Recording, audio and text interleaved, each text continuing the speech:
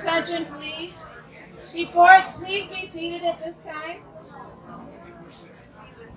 We're about to begin the services for Mr. Howard E. Zimmerman. If you have a cell phone with you, just as a gentle reminder, please place it in the silent mode or turn it off completely.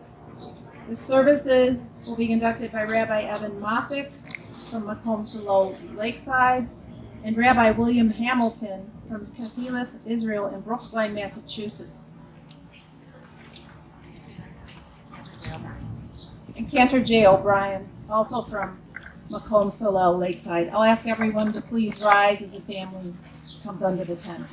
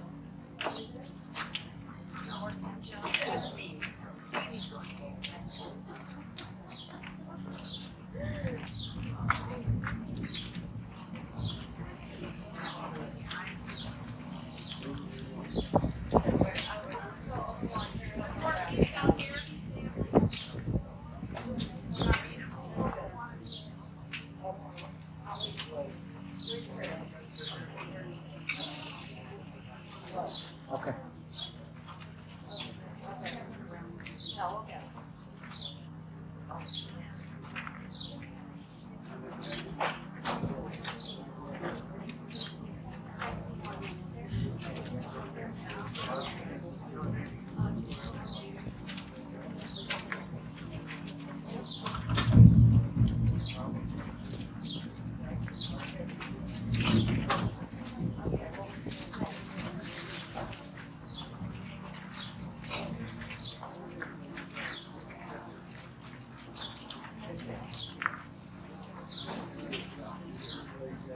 Birth is a beginning, and death a destination, and life is a journey from childhood to maturity, and youth to age, from innocence to awareness, and ignorance to knowing, from foolishness to discretion, and then perhaps to wisdom.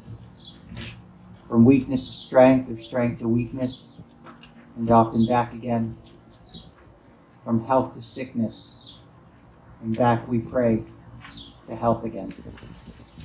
From offense to forgiveness, from loneliness to love, from joy to gratitude, from pain to compassion, from fear to faith, from defeat to defeat,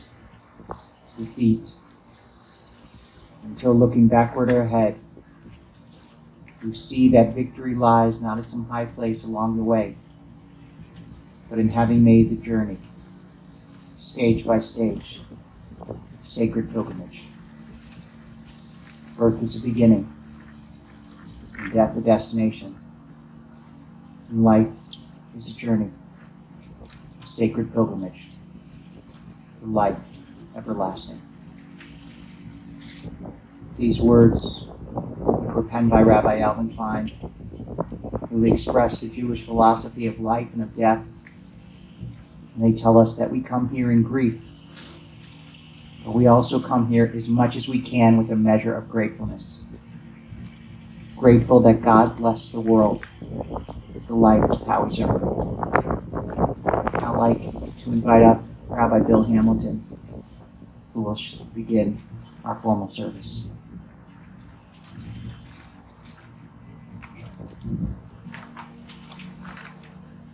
Thank you so much, Rabbi Moffat, and thank everybody who was part of the Macomb Solo Lakeside community for the graciousness in inviting me to participate in today's tribute to Howie's life. We can begin with the 23rd Psalm, which appears on the card you received. I'm going to chant it in Hebrew, and then we'll pray together in English.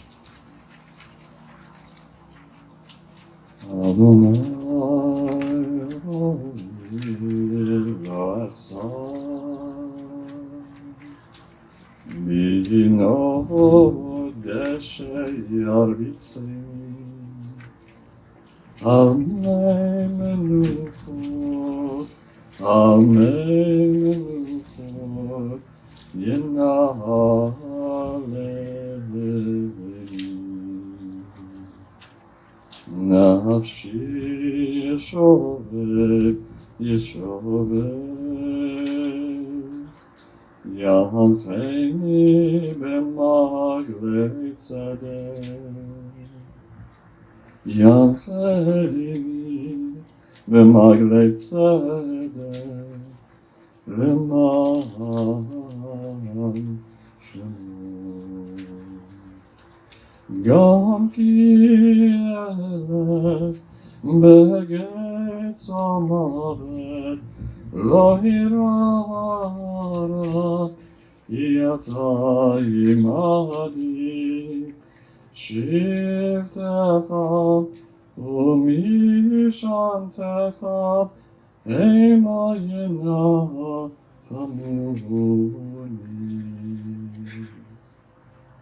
Taroch lefanai, shulchan neged sorerai, dishanta vashemen roshi, osir v'raya. Ach chesed yedefuni, oyemei chayai, v'shavti bebet Adonai, le'orech yamim. Adonai roi lo echzan, Adonai roi lo echzan. Let us pray together in the English on the inside cover. The Lord is my shepherd, I shall not want. He maketh me to lie down in green pastures. He leadeth me beside the still waters. He restoreth my soul. He leadeth me in the paths of righteousness for his name's sake. Yea, though I walk through the valley of the shadow of death, I will fear no evil, for thou art with me. Thy rod and thy staff, they comfort me. Thou preparest a table before me in the presence of mine enemies. Thou anointest my head with oil. My cup runneth over. Surely goodness and mercy shall follow me all the days of my life, and I will dwell in the house of the Lord forever.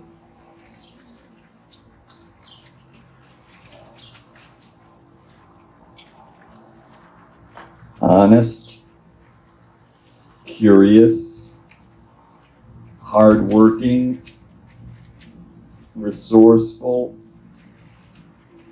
generous. These are the qualities that a customer named Ralph detected in young Howard Zimmerman so many years ago when he worked at a hardware store. It was among the many jobs that put him through college. These qualities would define the good name that Howie earned in his industry and in his interactions through his full and purposeful 93 years. Howie would enter business with Ralph, who patiently waited for him to complete his 21 months of service to his country in the Korean War. They'd remain in business for 34 years together, and much is going to be shared this morning about Howie's remarkable life. Here's a quick table of contents of what we'll hear. First, after I share my words, Marlene will share about Howie's most recent years. Then, Brother Donnie will share about his earliest years. We'll then hear a poem, and then Sue and Cary will come forward. Sue will share, and then Cary will. And that'll be followed by Nancy, her words, and then Andrei's. And our celebration of Howie's life will culminate with sharing from beloved grandchildren, Ben and Jason, and then Sam and Danny and Zoe. We loved Howie dearly. We're going to miss him so much. I too loved him and miss our visits together, which I always found touching and memorable. As we honor Howie by telling of his works and ways, the vivacious and the irreverent, alongside the diligently responsible, let's begin by lifting up four of his most imperishable life lessons. Number one, fix what needs fixing and repurpose everything else. Number two, you'll go far in life with a strong will and hard work. Number three, make friends easily and believe in people. And finally, number four, finish whatever you start. As impressive as Howie was at fixing things, his including his daughters in the repair made an even deeper impression. Why was it essential to hold the tool while he was working to fix stuff, as opposed to just having it on the ground? Perhaps to hold your attention at age 6 or 7. Maybe it was fixing a toilet, maybe it involved adding another railing on the other side of the stairway. Making you part of that experience would not be a bad life lesson because it was a reparative experience. Here are the tools you're going to need, he'd methodically instruct. You're going to need a Phillips screwdriver, a needle nose pliers, a level. Perhaps Howie understood how often in life people espouse high goals but fail to acquire and gain mastery over the tools. Repurposing was also essential. Sometimes it took a concrete form, as in using the excess tiles that were left over to turn a beer barrel into a patio table. And sometimes repurposing took the form of adaptability, as in when Howie realized how frequently customers required appraisals for nearly every form of real estate transaction. Howie would decide to take all the classes, work really hard, and it enabled him to go from being a property manager to an appraiser. And he would rise, of course, to leadership in the field throughout this region. His good name. Even much later in life, Howie adapted and repurposed. As you recall, Sue, he rejected the advice of quiet acceptance when it came to no longer being able to engage in football and eat ice cream. Quiet acceptance. Howie rejected that entirely. He said, find something else to do. And so he did, again and again.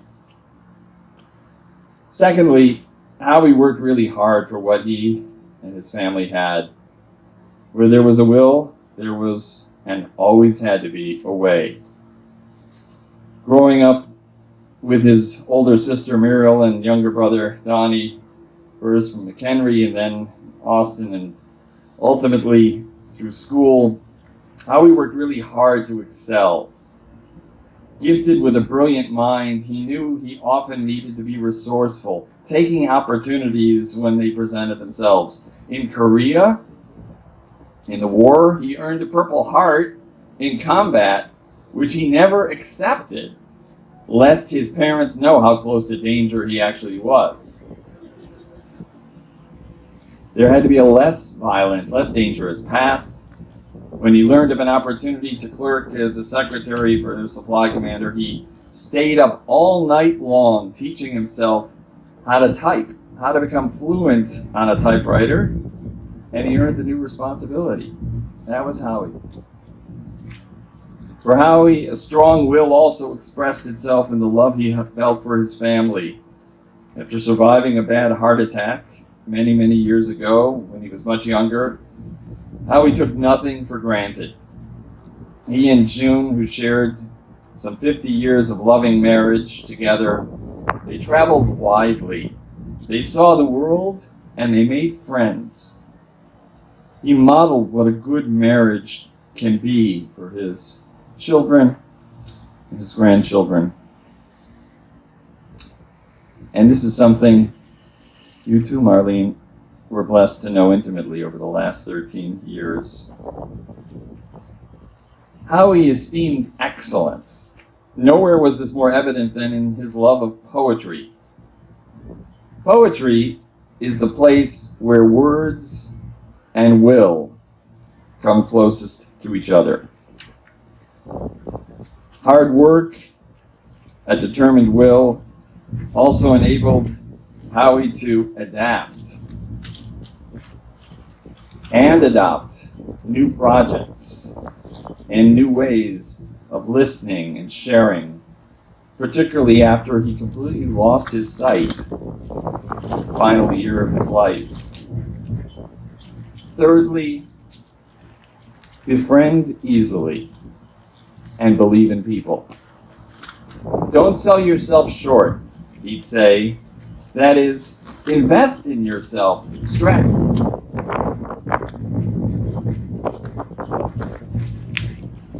It's kind of an agreement from the spirit. Invest in yourself, stretch and grow. I suspect that is part of what made him such a good friend and mentor, was his belief in what people could achieve. Getting from where we are to someplace we want to go is something someone goes into business buying and selling small aircraft parts. Bill doing for somebody who builds a boat in their own basement. Something that June, once upon a time, found intriguing when they first met and courted before marrying in 1956. Howie's inquisitiveness was also key to what made him so easy to be around. He loved asking why questions. And he drew upon your responses with keen interest. He knew where he stood, and he could become quite interested in what you thought. One could say, without eating into principle, he drew upon the interest. I felt this intimately as Howie knew and respected my own dad and my mom's father. He used to lunch with them many, many years ago when he worked on LaSalle Street. I personally am grateful for Howie's why questions. They captivated me. And after my own dad's passing, his memories of my dad consoled me. Lastly, Howie made sure he finished whatever he started. This applied to any and all projects, construction related or otherwise. And I dare say it also applied to parenting and grandparenting and great-grandparenting. To Graham. To Marlene, I just want to say You added so much love to his life over these last 13 years. He loved to listen to you play the piano. He loved your family and your grandchildren very much. I hope knowing this and so much more brings you consolation. To the grandkids, you know how proud he was of you. I saw this, Ben and Jackie and Jason and Melissa, when we learned together as we read and discussed the Sharansky volume. And I love the sensitive stories, Danny, you've related, and the story of how Zoe pointed out what real grit looks like, with Grandpa Howie walking endlessly across Yale's campus at Sam's graduation. To you, Sue, you got to watch up close and personal how fully your dad lived. Cary, he modeled what a true mentor can be. Sue, your dad taught you how to tell if something was durable. May I dare suggest he taught this by his example, too, and his forthcoming legacy as well. Dear Sue, I hope you come to realize its durability. And to you, Nancy, and to Andrei. There's Andrei. Good. Andrei, you know he loved you and admired your accomplishments and for all the goodness you brought into his family. I hope that's a consolation for you. And Nancy, your dad loved to ask, what have we got to work with here? Not only when he was fashioning Halloween costumes as a workaround for your mother's approach to the day, or when he got you out of home ec into shop at Niles North, but also in countless other ways in which he inspired you to grow into the fearless leader and change agent and believer in people that you are in the world today. I hope that's a consolation. As a mentor and as a mentor, as a trusted friend and as a beloved father, husband, brother, grandfather, great-grandfather, cousin, uncle, dear, dear presence in our lives, we pray that we may now move forward, living in testimony to all that was so good and righteous and loving in the life of Howard Zimmerman. Let us say, Amen.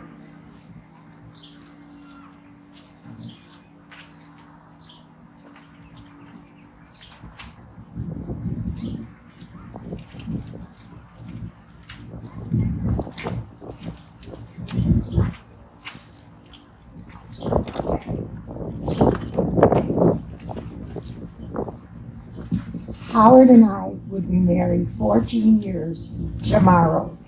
Tomorrow would have been our anniversary. My husband Howard was a sweet man. He was well thought of by everyone who knew him. Whether it was in Arizona or at the V, he made friends easily, and people included him in all of their activities. Family meant everything to him. He loved the daily calls from Sue and Nancy, and he had a close relationship with my sons, Joel and Sandy. He adored his grandchildren and great-grandchild, and he was most interested in the activities of my grandchildren. He cared very much for his caregivers, Oscar, Nico, and Ron, and they regarded him as a father figure. But he was most close to Oscar. He wanted Oscar to do everything for him, which he did. And whenever Oscar wasn't there, he missed him. Although Howard had physical problems, his mind was extremely sharp and his intelligence did not waver.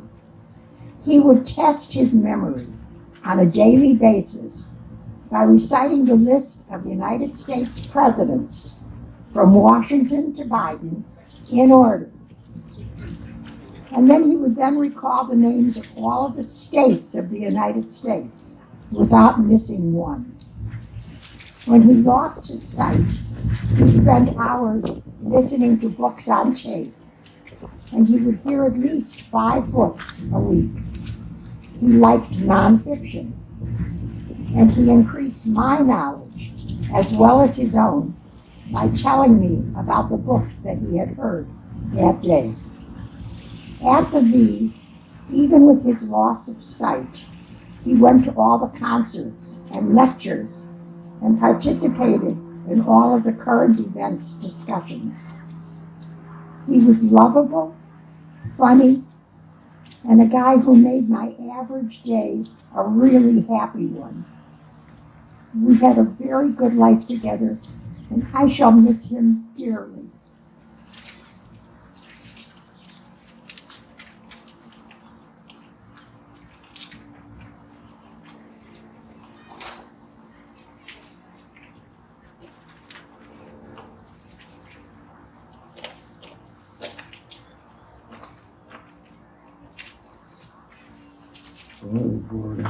It seems like yesterday I talked to him on the phone.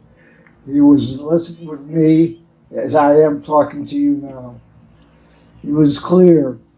He was happy. He was going with it. He had his whole thing with him. I thought he was going to live forever. But as we know, was not to be. But I'm not going to tell about what I went through in life with him. I'm going to tell only of the events as I knew him the first time we really were together. As everybody may know or may not, Howard's about 7 years older than I am. So I didn't know him when he was first born. In fact, I didn't meet him until later in life, like 9 or 10, when he caught up. He was busy in school and doing all the things that he did, and I was doing my things as a baby. So we really had nothing to do with each other.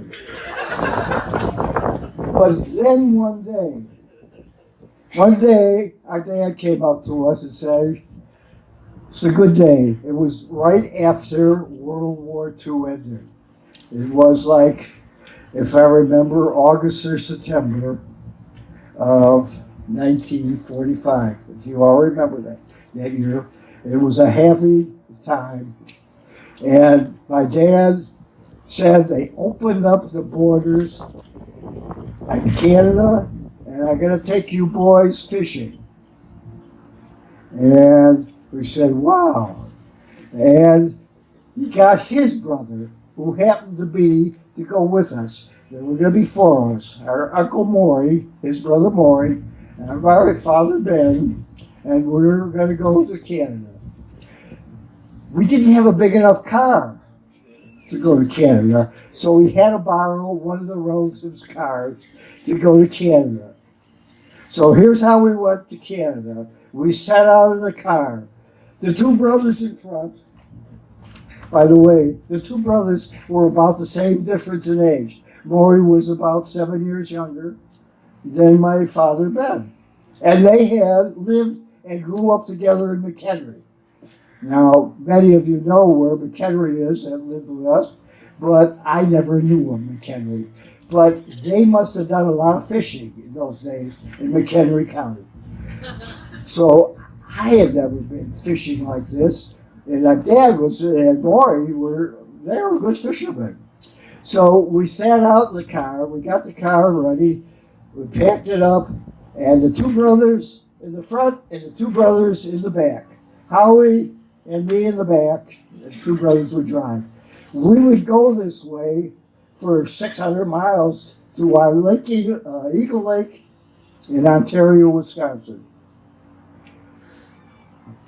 There we would drive for 2 days, non-stop. 2 boys, 2 big brothers, would drive night and day. Howie and I would sleep in the back. This is the first time that Howie and I have spent this much time together in our whole life. And now we were going away for 2 weeks, and we had never talked to each other before this. How did we even know each other before this? And now we're here. So we get to Eagle Lake, we unpack our bags, we go in, and we go out, and every day we go out fishing. And each of us go in a different boat. Howie and I, one of us goes with one brother, and the other goes with the other brother. We alternate brothers with us. Boy goes with one of us. Every day we alternate. Every day we go fishing. We catch fish. Every day a guide takes us to that place. 2 boats, 2 motorized boats, and we go. And if I remember correctly, we go for about 45 minutes in a drive to find the best fishing place on Eagle Lake in Ontario.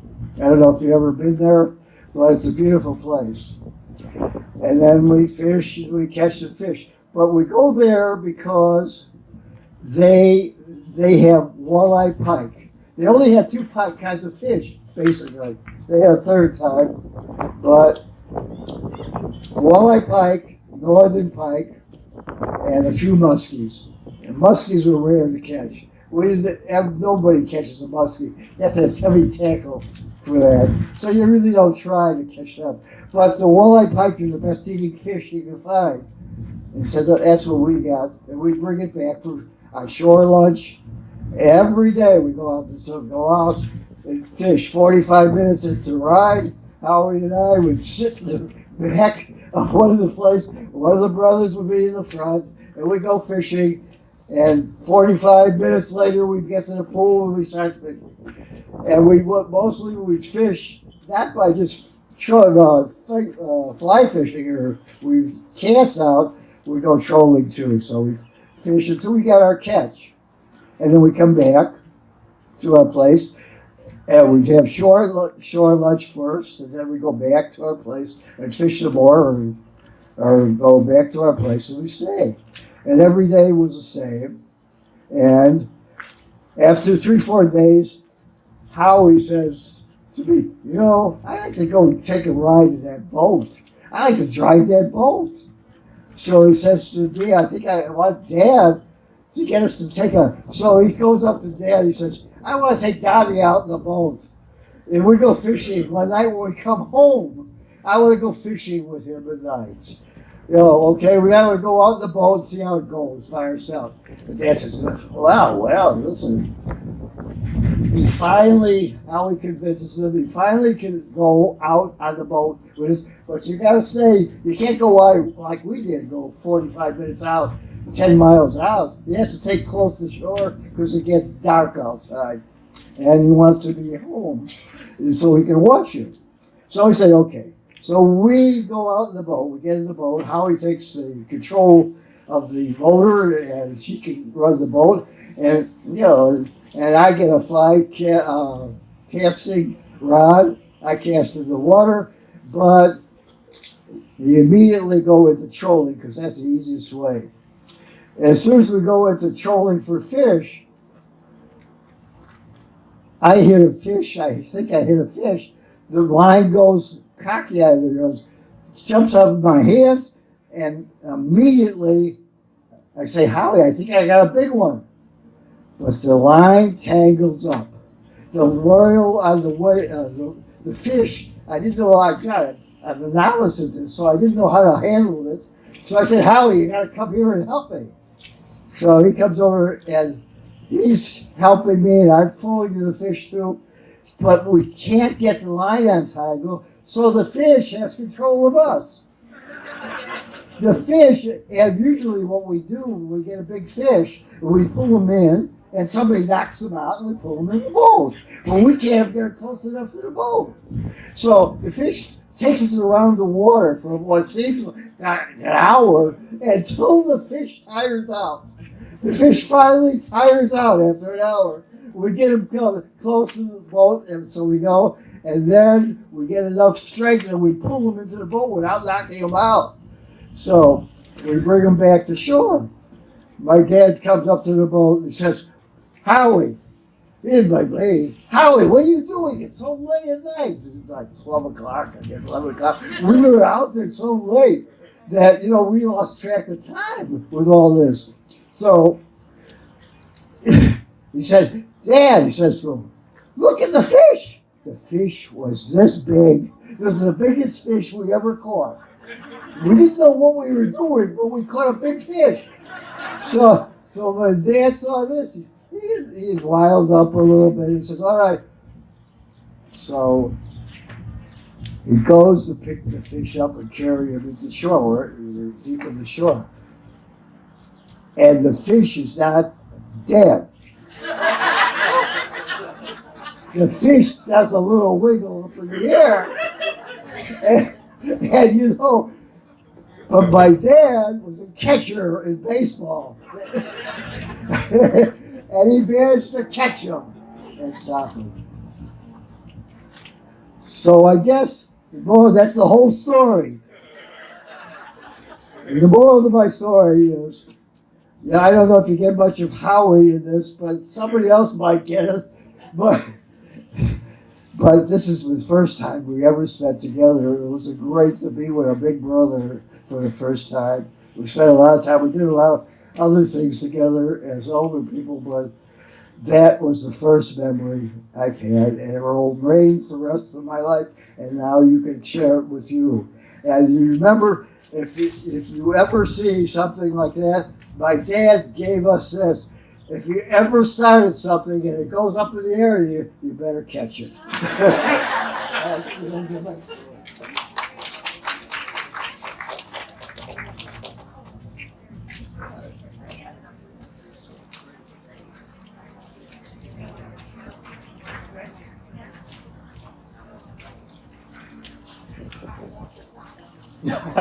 That is a hard act to follow.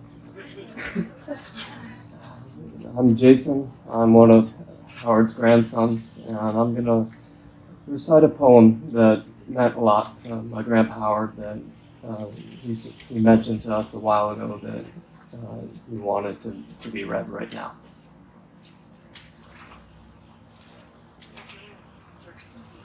Crossing the Bar by Alfred, Lloyd, Jensen. Sunset and evening star, and one clear call for me. And may there be no moaning of the bar when I put out to sea. But such a tide as moving seems asleep, too full for sound and foam, when that which drew from out the boundless deep turns again home. Twilight and evening fell, and after that, the dark. And may there be no sadness of farewell when I embark. For thou from out are born of time and place. The flood may bear me far.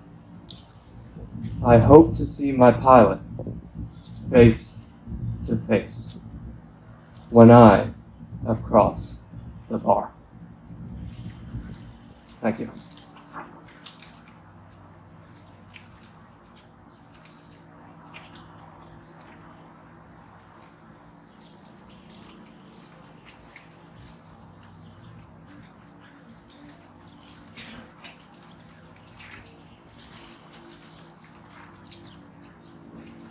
Thank you all for being here. I am going to do the best to talk to you. I have many wonderful memories with most of you here, and many wonderful memories with Dad. I woke up this morning and I heard Dad's talking watch. He said it's 7 o'clock. And it was another adaptive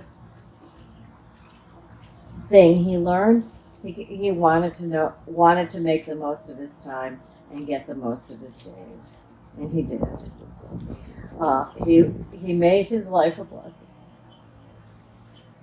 I was very, very fortunate, and I am very, very grateful. I spent many, many wonderful years and times with him, He was the sweetest man I know and the best friend I could have. He was smart. He was kind. He had close connections with many people. He was truly of the greatest generation. He believed in work and planning and community, family and friends. He loved to learn, and he loved to travel, and he truly had grit, and he had a drive to make each day a blessing. He was born in Mchenry and raised on the west side of Chicago. He was the middle of 3 children, and he was close to both of his siblings, and he loved them so much. His sister Muriel was older, and his younger brother Don you just heard from. He and his father and his brother fished. He built many things. They built many things together, and they truly enjoyed being together.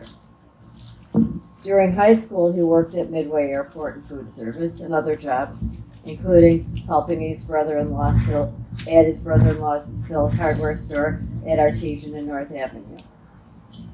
They were not wealthy people. He tried out for the All-Star football team. The team was going to play at Wrigley Field at intermission. He made the team. Came home, he was shocked. He said, I report tomorrow. We're playing it between at halftime. I need to wear a red shirt. He wore his sister Muriel's red shirt.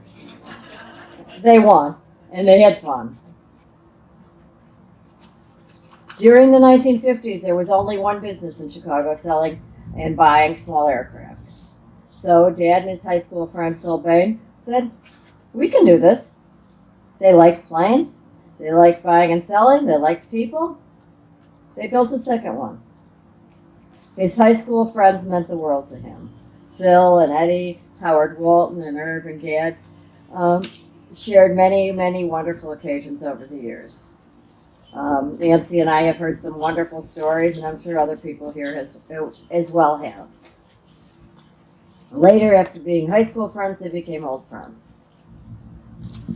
After they graduated, Dad was drafted. After Dad was drafted, Phil Bain was drafted. Then they came out 6 months apart.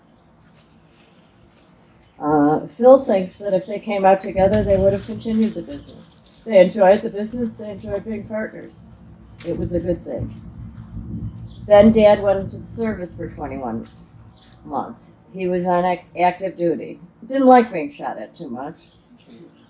But there were 2 Howard Zimmermans in his unit, and he had a friend back somewhere at headquarters who was pulling for him, and they got an announcement one day.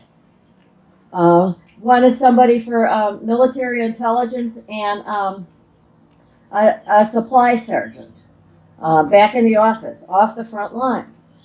Report tomorrow at 9 for a typing test. Typing? Never typed. Took a sheet of paper, wrote all the letters on it, pulled an all-nighter. Learned to type. Could type better than the other Howard Zimmerman by morning.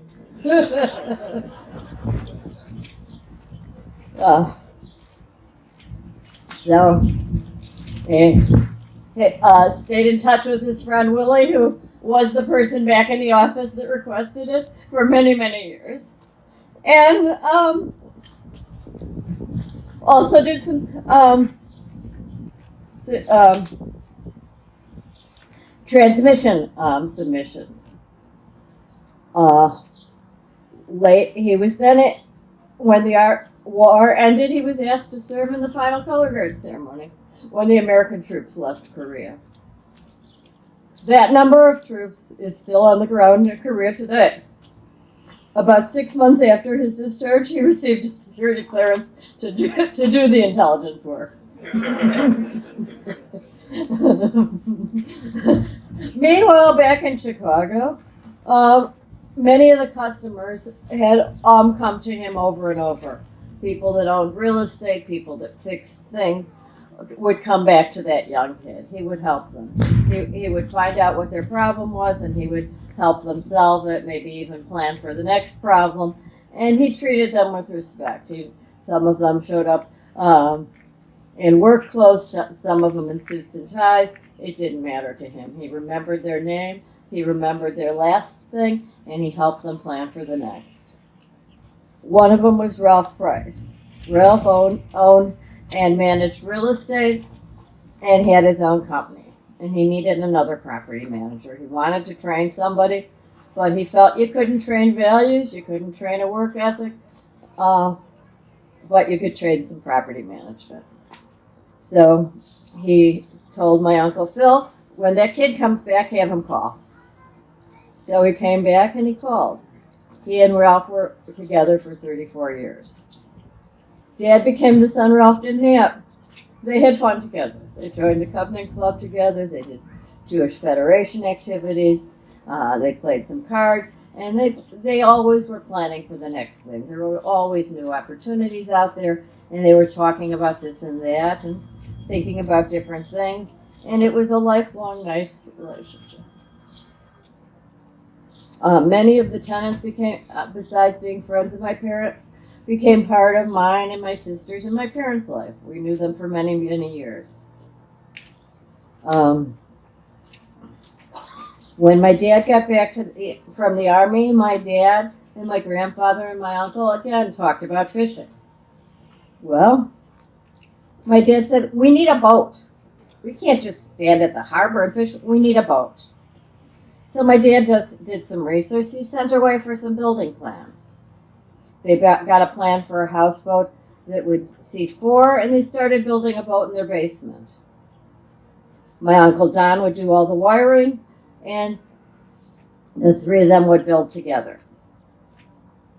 My dad still had many friends on the west side from high school and college and the Oak Park Temple youth group, and played a lot of ping pong at the Oak Park Temple too. And from business. One night a group of them went to a JUF fundraiser at Lillian and George Goldberg's apartment.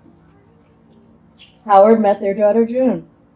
At the end of the evening, my grandma Lily asked my mom, had she met that nut that was building a boat in his basement?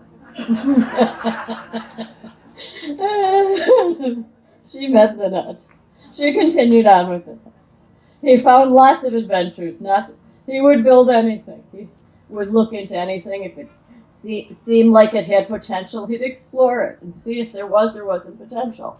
Because you never know unless you look. Ralph and Howard continued investing. Apartment buildings, industrial buildings, retail buildings, a grocery store called Ola's in Milwaukee. They bought things for themselves, for clients. They sold things for themselves, their clients. He got more educated. He became a certified property manager, a CPM. He became involved with the IROOM organization. He started learning about the stock market and investing. He got invested in some real estate funds with clients. He advised the clients as well. The property income, including Ola's, put Nancy and I through college. Although he came from not much money, he told us we could go anywhere we want, and he strongly encouraged us to study abroad. In the early 1960s, Ralph noticed that many of their clients needed appraisals for lots of stuff. State taxes, divorces, mortgages, real estate taxes, loans, some government agency trying to condemn them, you name it. They were getting them. And Ralph suggested that Dad see what was involved in providing them. Why were these things showing up on clients' bills? Maybe we could do this. So he reached out to appraisers in the Chicago chapter of the Appraisal Institute and got some knowledge, took some classes, learned about what was involved in both the appraisal business and actually doing appraisals. He reached out to his banker who was able to give him some work and find him some other clients and help with their needs. He understood putting deals together and running buildings for many, many years of dealing with buildings. He appraised industrial buildings, retail buildings, amusement parks, condominiums for conversion, condominiums for deconversion, office buildings, shopping centers, malls, nursing homes, and of course apartment buildings. Then he earned the MAI and SRPA designations from the American Institute of Real Estate Appraisers and the Society of Real Estate Appraisers. He said it was a good thing in a two-horse race to bet on both horses. Later the groups merged. I too have an SRPA and an MAI. Because when I started out, they hadn't merged yet. So, continued on. Over time, he developed a reputation for helpful consultation, accurate opinions of value, persuasive testimony, and knowing how to handle situations. He could teach a judge without talking down to him and make the most intricate issues seem simple. He would do the same with appraisers in his office who were learning the field. He flourished in the appraisal field and also gave back to the various communities he was involved in. The village of Skokie appointed him to the caucus committee for many years. This appointed people to many positions within the village. The Council for Jewish Elderly invited him to their board. Dad got involved with the Appraisal Institute locally and nationally, attending the National Committee meetings and conventions for many years. When my mother passed away, these people that they went to conventions and meeting with for years throughout the country found me. They had a lot of good years. They really enjoyed it. And he gave a lot back to the organization. Along the way, he mentored many appraisers. These people have started their own business, become chapter presidents and officers, successful business owners, and well-respected in their field. He's left a legacy of people behind. During this time, I joined him. My dad, Jim Gibbons, and I started our own firm in '86. He brought in clients including the city of Chicago, banks, real estate investors, many municipalities, and some of the brightest and most well-respected lawyers and investors in the area. Then he started to look at other ways to make money. He had me tracking REIT stocks to see if their stock was worth more or less than their real estate. He followed bank stocks. He invested in a bank and went on their board.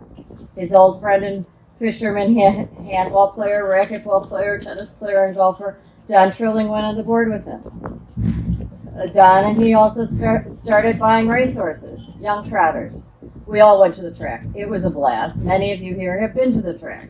Juxtaposition and Royal Rula had some great wins, and we had fun. He knew everybody at the track, and everybody knew him. Everybody knew us. It was fun. He continued to surround himself with many friends and colleagues. There were no strangers. There were friends he hadn't met yet. He played cards and handball and racquetball, tennis and golf, and of course he had a fishing group. On the bank board, there was what he would describe as a young guy, Scott. He mentored him and helped him to structure his first deal and invested in it. For the second deal, he contributed Ola's grocery store in Milwaukee. He bought out Ralph Price for more than Ralph wanted for Ralph's share of Ola's, and Scott developed it into an apartment project. We still own a portion of the apartment project. Since then, Scott has put together many deals, which of course Dad invested in, and built a thriving, successful company. I don't know if he describes him as a kid anymore, but the two of them enriched each other's lives so well and became great friends. It was awesome. It is us. He traveled much. He read much. He worked much. He planned ahead. He loved family and friends. He knew everyone had something to offer. Our friends, our spouses, their family and friends were all treated like all friends, like they were all friends. He opened the toast at my wedding, saying the customary toast is to say welcome family and friends. But he said, in this case, you're all friends. It was such a warm welcome. And with a sincere warmth, nothing artificial. Sometimes he would say nothing, but nothing he said was ever artificial. He knew where all of my father-in-law's friends had fished and what they had caught. He knew what everyone we knew had read and liked, and what everyone Andrei knew had written.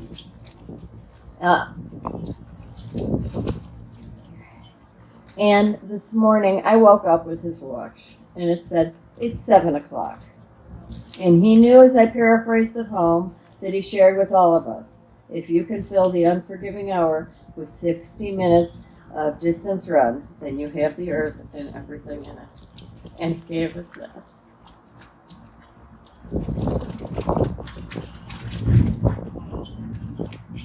And the watch says it's 12 o'clock.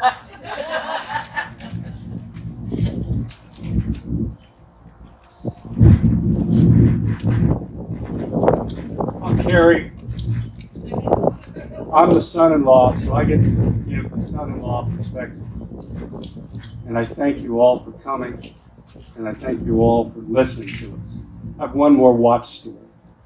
So I've heard about this watch for a couple of years, and I've heard this watch talk. I've never heard this watch talk, but I've heard about it. We go to bed last night. Sue was out in 2 minutes. I go to bed about 10 o'clock.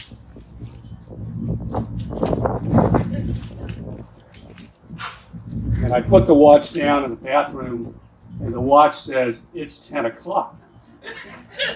And I take that as a sign from Howard, I've made it to heaven. That's my view, and I'm sticking to it. I got another little gift from Howard. Before he was leaving, as he was leaving, after he was leaving.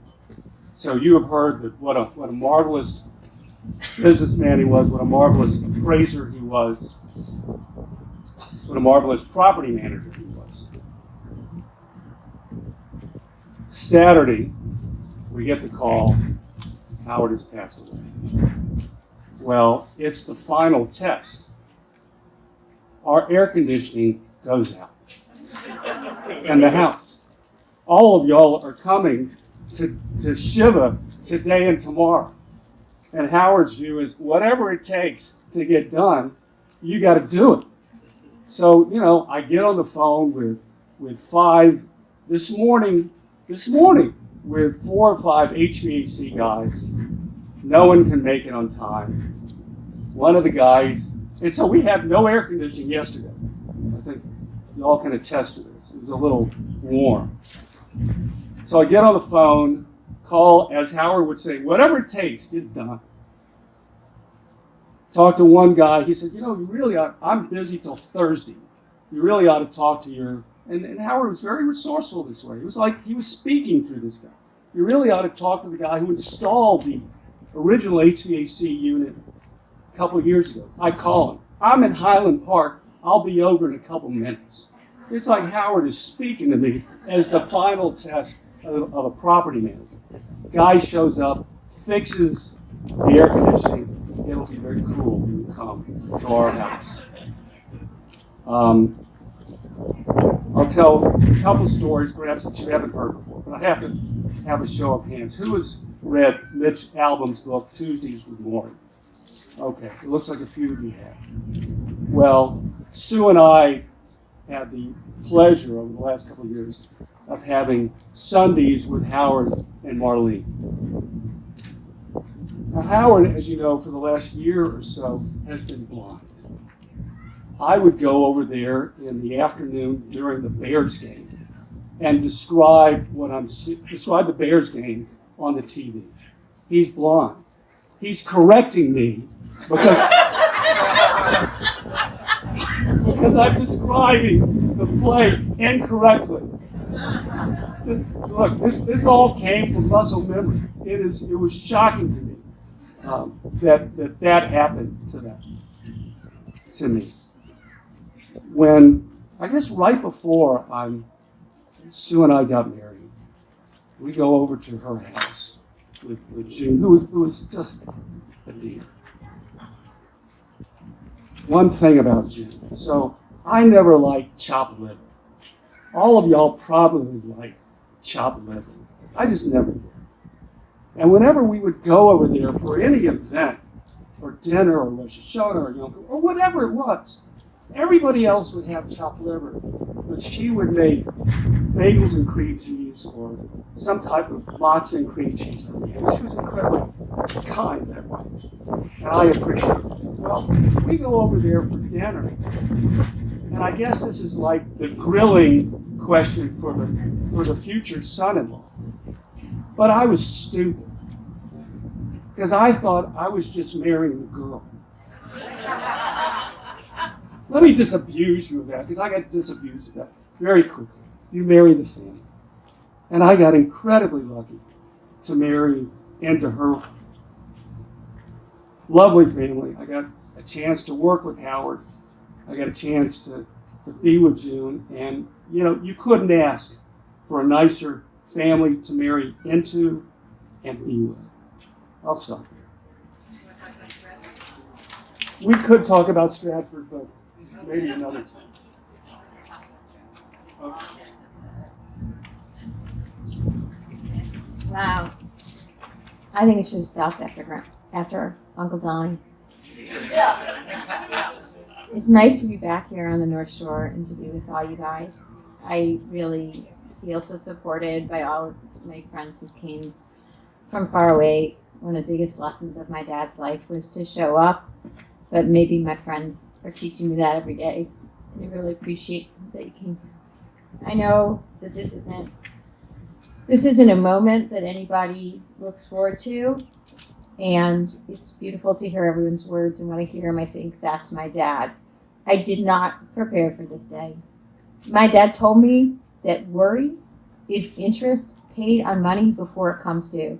I took that to mean don't write the eulogy before they're dead, and so I didn't. But I'm going to tell you, and you've heard a lot about my dad, who was just a master in so many ways. I'm just going to tell you a few things that I think really I know, and very few people besides maybe Susan know. So I was the second of two daughters, and I spent a lot of time following my dad around while he fixed things. My dad was extremely handy. I'm sure he's fixed things in even half his aunt's apartment. There's nothing he wasn't willing to fix. And he walked around my house fixing things. And much of my childhood, he spent trying to build an addition onto a very small house on the corner of Pedwell and Lee in Skokie. And so there were a lot of tools around all the time, and there was a lot of industry around making plans and blueprints and adding on. And so at some point, you know, there's a pile in the corner of my room of a bunch of dolls, because I wanted almost nothing to do with dolls. Stevie Ehrlich and Michael and Vicki and I, we would spend as much time as we could in a tree outside my home with Amy. We just liked to be in trees and outside. We did not like dolls. I had a lot of dolls that people were giving me all the time. Some of them were very antique. So my dad decided to get me interested in the dolls. We would build a dollhouse. My father and I built one of the most elaborate dollhouses you've ever seen. It was a little modernist because it had to fit very different sizes of dolls. And it took a lot of energy and time, but I learned to use, I was about 5.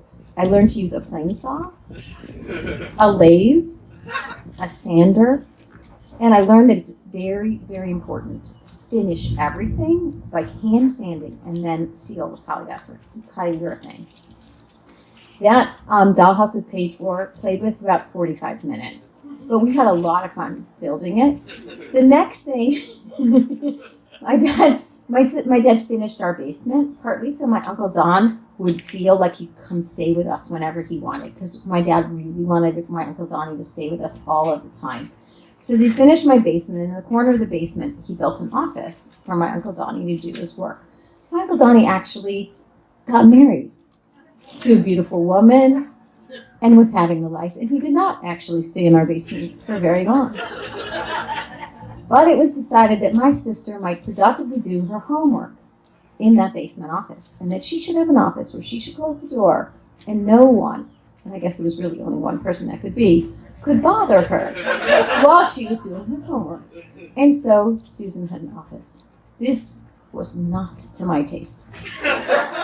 And so my dad would try to help me make my peace with it. You know, you have a room, you have this. At some point, he repurposed a toy closet in the basement, which was filled with a chemistry set and many other things that I was interested in.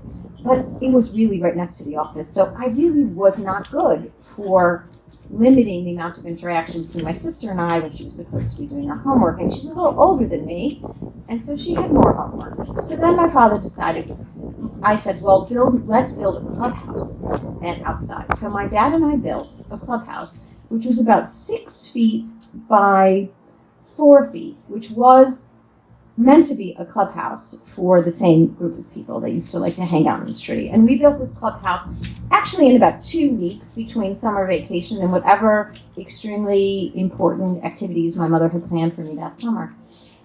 And it was a nice clubhouse. It's made of plywood. We sealed the inside so I could learn how to use drywall and plaster. I was in middle school. I was allowed to paint the clubhouse any color I wanted. People in the audience are nodding. I painted the clubhouse bright purple. When I came home from camp, my dad took me for a little walk around the block. He said, you know, I think it's a really great color, that purple. But what do you think it's like for the neighbors? On that walk, it was decided that I would paint the parts of the house that neighbors could see sage green. If you drive by 4140, it is still standing there, so it was sturdy. But my dad knew how to craft a compromise, and he knew he was really very, very good. The single intervention in my entire educational activities was mentioned by Rabbi Hamilton, was that he entreated some fairly pathetic institution in which I was sent to before college, which may be junior high, and it might have been high school, to allow me to miss a semester of home economics where they taught you how to make cakes from mix, to allow me to take wood shop. And I remain to this day grateful for those, for that. My dad, he was, he didn't believe that there should be too many cooks in the kitchen, and the two of us would go off and do things on our own. He was a man who knew how to stay out of the kitchen. He knew how to make 2 things: scrambled eggs and egg in a frame, because that's what you offer people before they take off on their mission at dark 30, to go fishing or to hike in the woods or to go and play golf. About golf, my dad I said, my dad taught me how to fish. He taught me how to do all things. I said, can you teach me to play golf? He said, you can't teach anyone to play golf. They have to decide they want to learn. My dad used to love to hike. One of the places he liked to hike was at Torrey Pines in San Diego. His first date with Marlene was hiking in Torrey Pines in San Diego. He used to take me hiking on something called Indian Princesses. My dad and I were part of the Shawnee tribe. I leave the rest to your imagination. But I think mostly my dad played poker with the other dads in the other room. He was a person who could craft a good bargain. He would take us traveling with my mom, all kinds of places. We saw the whole country and did all kinds of things. My mother loved to go see every poet's home, every museum, cultural things, listen to lectures. My dad would craft a little bit of a compromise where once in a while we were allowed to stay in a motor inn with a slide in the pool. One of the places that my dad really found that was a real compromise was a farm in Ontario, Canada.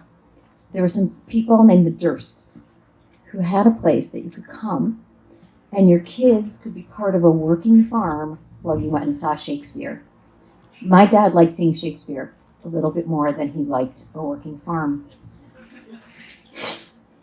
A lot of people have mentioned about all of his, his finance and his whatever. But I think a couple people like Sam Widger, who he met doing the racehorses, were really inspired by words that my dad would give them, that they would really keep with them all their lives. And, between my dad's messages and all of his teachings, I know that I really will never be alone. Never Alone, a book that we read together in the last year of his life by Nathan Sharansky, was really, aptly titled for this. And my dad was looking forward. He was looking forward to meeting Sharansky in June. He didn't expect ever, that his life would be over soon, and every day he had a plan of what he was going to do. So I feel really grateful for all of his lessons, for his many wise words, and for, his enduring lessons, not to complain.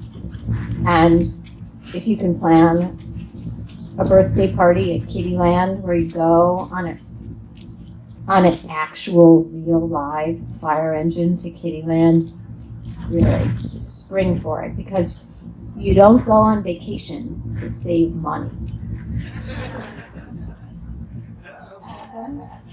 I think it's that. I think my dad, Andrei, do you want to know? As long as we're on the topic of going on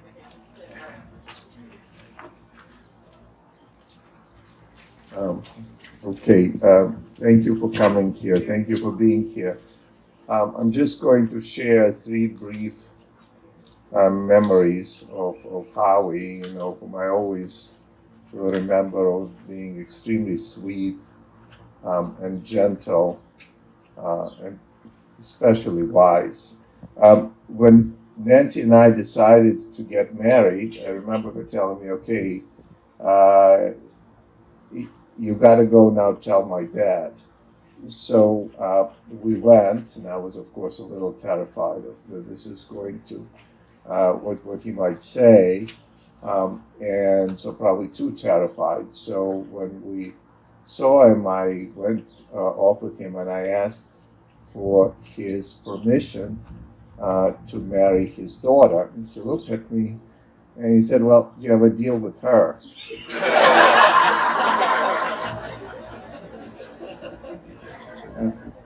I said yes, and he said, well, if it's fine with her, it's fine with me. So that was the nature. But there were also many Howie aphorisms or words of wisdom that Rabbi Hamilton referred to. One of them, of course, was his advice to Nancy to never sell herself short. And I've thought about this a lot. I don't know whether this was a reference to her auspicious 5'2" frame,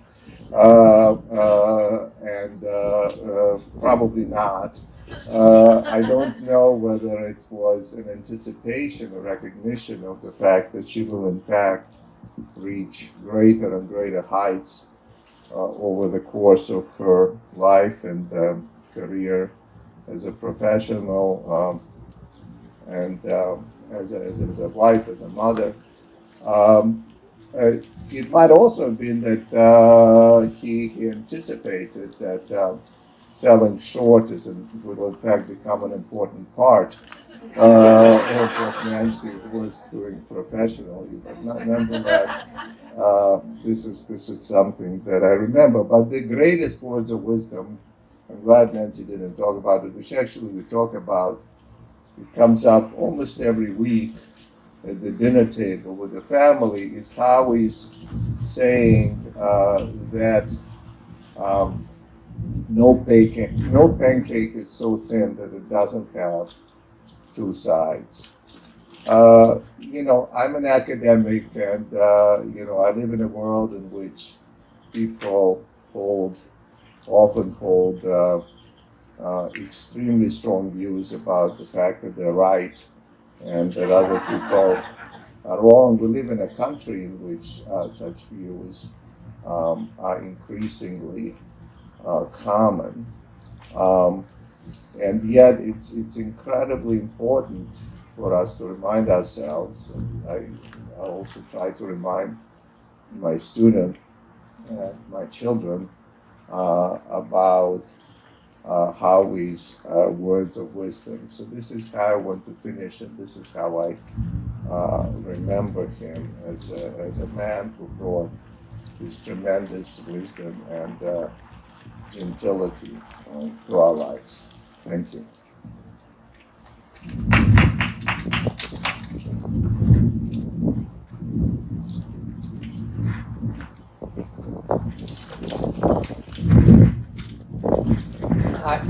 Hi, I'm Ben Ulman, Howard's oldest grandson. So, you guys have all heard several stories about how amazing and caring of a person and businessman he was. It was just incredible to hear about. I want to share a few personal stories about just how amazing of a grandfather and even great grandfather he was. So same like we heard 80 plus years ago, I went fishing with him many times when I was younger, both in Chicago, San Diego, all over. Me and Jason had a blast. We loved spending a lot of time with him outside, and just the lectures that he gave, just the amount that he kind of taught us out there was about life was just incredible and just amazing to look back on years later. We also spent a lot of time golfing. Looking back on it, I don't think a lot of it stuck, and my swing is quite terrible. But it was a lot of fun. I cherish the time, and because my swing is awful, I wish I had more of that time, more lessons. But it was amazing to look back on. It's funny is I was thinking of just times that I had with them. A lot of others clearly had similar. A lot of building stuff. I remember several birthday presents were model airplanes, and I remember he gave me a lot of model airplanes. It was so fun building them. We spent so much time with the glue and building, and it was a blast. He clearly had years of experience doing it. His wisdom and his patience shined through, and I loved it looking back on it. Also, we spent in our summer, I think winters, our parents tried to get rid of us. They sent us on our own trip to San Diego. We thought it was the coolest thing. We flew alone, without parents, to San Diego to do nothing but eat ice cream for breakfast, and it was a blast. Looking back on it, and now I have my own kid, and he's been spoiled by his grandparents and great-grandparents with ice cream and cupcakes. I get it. It was so much fun. To that,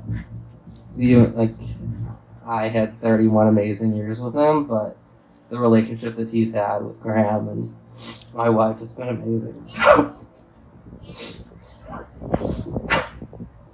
I loved him, and the love that he showed me, and everybody here today is a parent.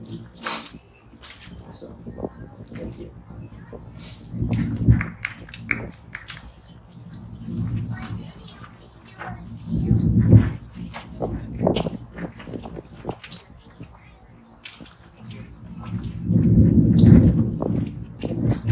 Hey, we're more grandchildren.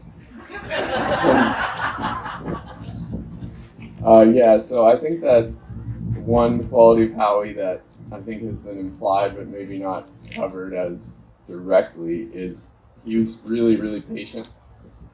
Two of the things we did, he visited us in Boston for a few months. I think a few times before I was 10, and he would take me fishing at this lake near our house called Crystal Lake, and Crystal Lake probably has 10 fish in it, and they're really, really small. But we would just sit there and talk and keep trying to find these 10 fish somewhere. And I remember we would just be there for 2.5 hours and end up with a fish like this big. And he considered that a real victory. And I was always trying to leave or do something else, and he was like, "No, we're gonna wait here and we're gonna catch a fish. And we can change spots, but we're not gonna leave without a fish." And so that was, I think, more of his sort of finishing things attitude.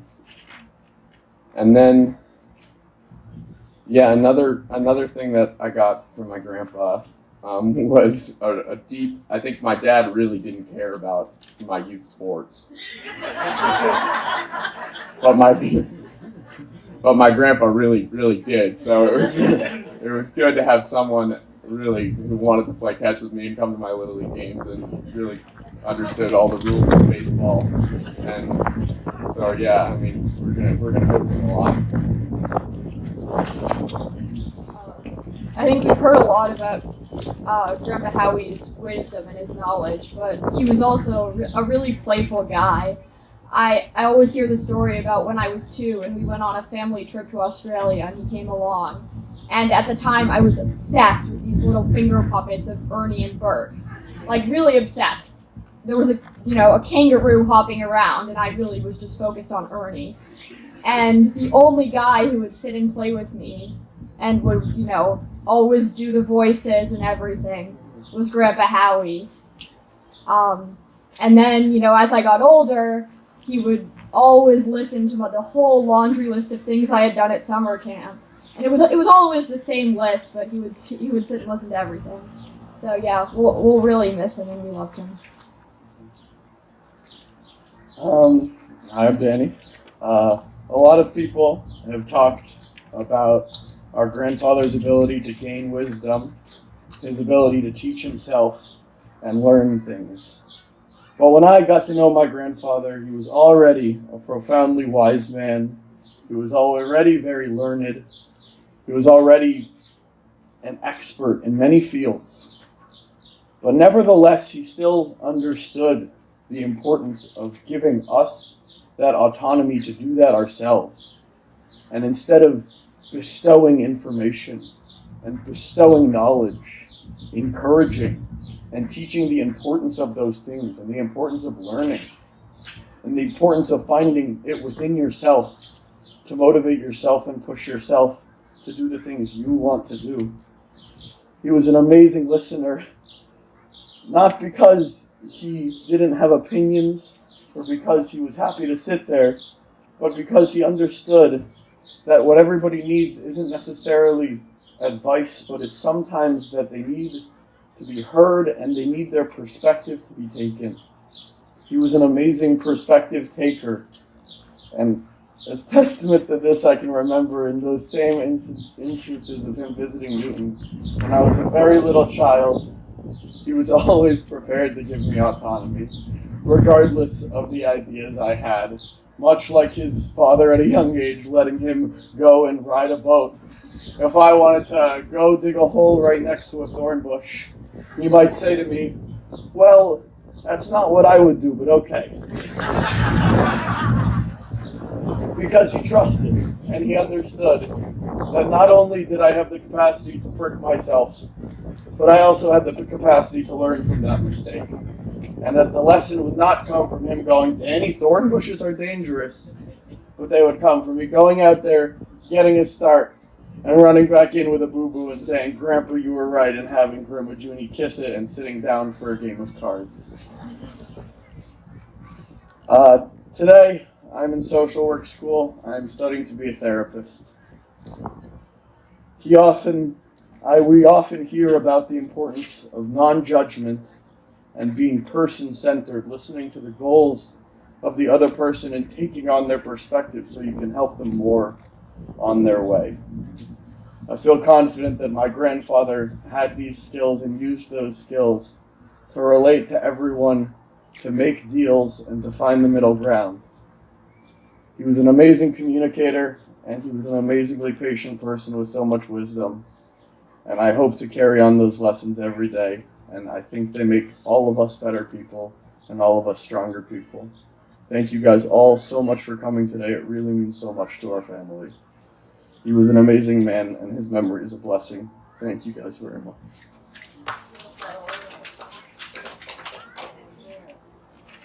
So Rabbi Hamilton and I thought that it was appropriate that we cabin this space around my dad's wishes and what he thought about all of this. He was the proudest member there has ever been of this 3,000-year-old book club. He loved to be Jewish. He learned Yiddish. He was proud of Israel.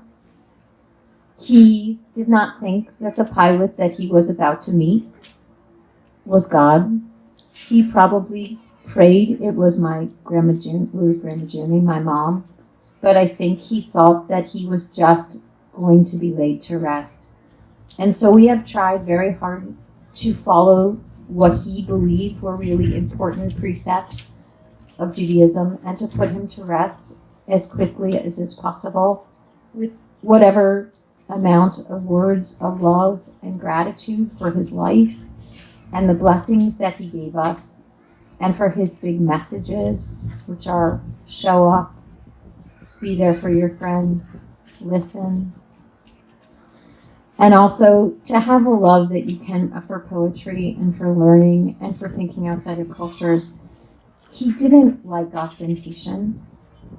Unlike my mother, who really didn't like rich people at all, my dad thought rich people are just like everybody else. Some of them are good, some of them are not so good. And he wasn't very into pomp and circumstance. One of his favorite poems was a poem by Robert Burns, a Scot who wrote a satiric poem in some time around, I think, 1785, but maybe a little bit later. And he really liked both the beginning of this poem a lot and the end of this poem. And it is a poem about a lady, about a man sitting behind a lady at church and seeing a lice in her bonnet. And there's two things about this poem that he liked a lot. The first is the first line, which goes, "Ha, where are you going, you crawling wonder?" which sounds much better in Scottish. Which is, "Ha, where are you gone, ye crawling furly?" Which is a thing you say if you also can't find the winghead nut for your screw.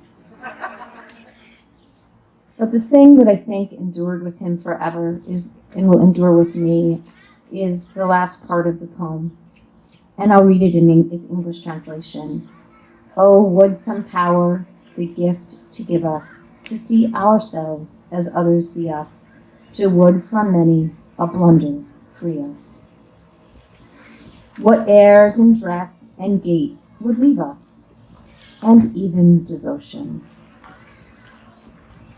Sleep well, Grandpa.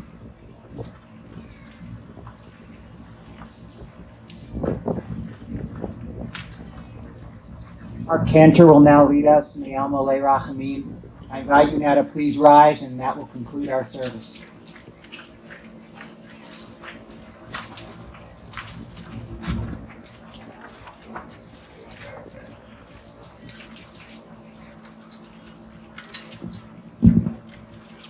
Alma Le Rachamim, Shochein Mamiromim, Amitzei Menucham Nechona, Tachat al Kanefei HaShechina, Im Keroshim Otearim, Kezor Arakiam Masierim, Et Nishmot Shahalach Leolamo, Baal Arachamim, Yosireu Beseter Kenafamei Olamim, V'yitzror hachayim en nishmato. Adonai hu nachalato me'anuach b'shalom hamishkavo v'nomar Amen. Eternal God and God of all generations, grant perfect rest in your sheltering presence to our beloved husband, father, grandfather, great-grandfather, loved one, friend, Howard Zimmerman, who has entered eternity. O God of mercy, let him find refuge in the shadow of your wings, and may his soul be bound up in the bond of everlasting life. For you, the eternal God, are his inheritance. May he rest in peace, and let us all say, Amen. Just a few brief announcements before we leave for the cemetery. The interment will be Memorial Park Cemetery in Skokie, where military honors will be conducted. But if you are going to the cemetery, our staff will give you flags for your cars as well as orange stickers. Shiva will be at the Ulman residence following the interment today until 9 p.m. and also tomorrow from 6 to 8 p.m. All this information is in the service folder you received and also online. The following pallbearers, if you'll please step forward: Ben Ulman, Jackie Ulman, Jason Ulman, Melissa Ulman, Sam Shleifer, Danny Shleifer, Brianna Martin, and Zoe Shleifer.